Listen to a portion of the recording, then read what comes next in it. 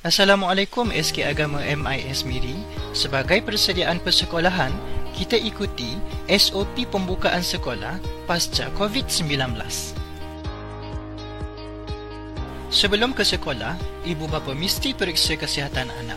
Pastikan tiada gejala dengan suhu badan tidak lebih 37.5 darjah Celsius. Pastikan anak memakai pelitup muka dan dibenarkan membawa hand sanitizer.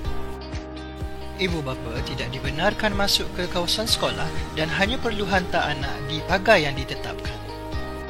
Murid akan disambut oleh guru-guru bertugas untuk membuat rekod bacaan suhu dan masa kehadiran.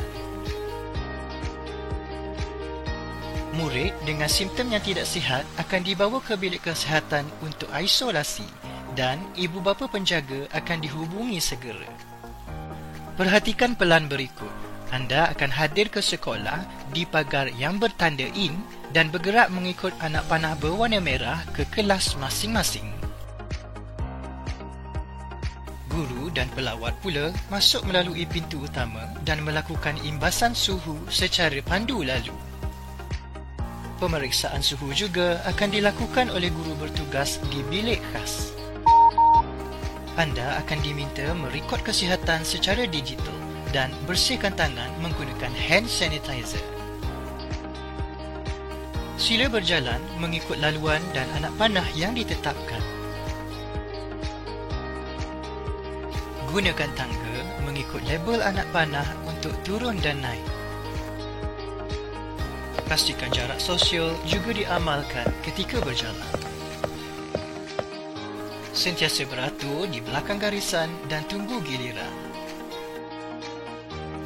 Pastikan anda guna laluan masuk dan keluar yang betul. Di bilik darjah, kedudukan murid disusun dengan penjarakan sosial 1 meter. Kekalkan amalan penjarakan sosial dan elakkan berkongsi sebarang alat tulis. Pastikan bilik darjah bersih, selesa dan selamat sepanjang masa. Jika murid ingin ke tandas, minta kebenaran guru. Jumlah penggunaan tandas adalah terhad dalam satu masa. Sila bersabar jika tandas penuh dan tunggu giliran menggunakan tandas di garisan. Pastikan diri dan tandas bersih sebelum keluar dan gunakan sabun atau hand sanitizer.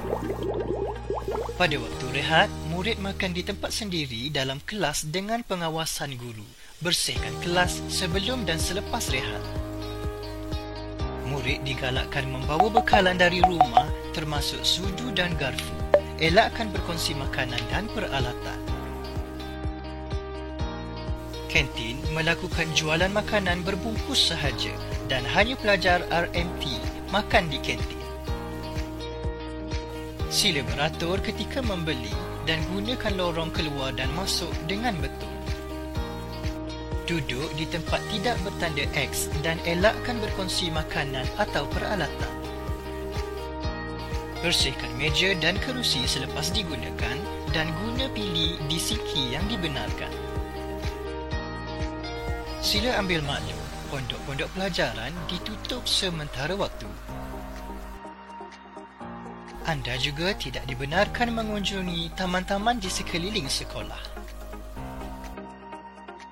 Dewan sekolah ditutup sementara untuk semua aktiviti. Aktiviti fizikal bersemuka tidak dijalankan sehingga dimaklumkan. Penggunaan surau sekolah akan dilakukan dengan bimbingan guru dan SOP baharu. Pada waktu pulang, murid berkumpul di stesen berhampiran dataran ilmu. Stesen A untuk tahun 1 dan 5, stesen B tahun 2 dan 4 dan stesen C tahun 3 dan 6. Sila duduk di stesen yang disediakan. Ibu bapa penjaga digalakkan mengambil anak pada waktu yang ditetapkan dan terus pulang ke rumah. Dan ingat, amalkan 3W, elakkan 3C sepanjang masa. Sama-sama kita budayakan norma baharu. Ingat, kita jaga kita mesti menang.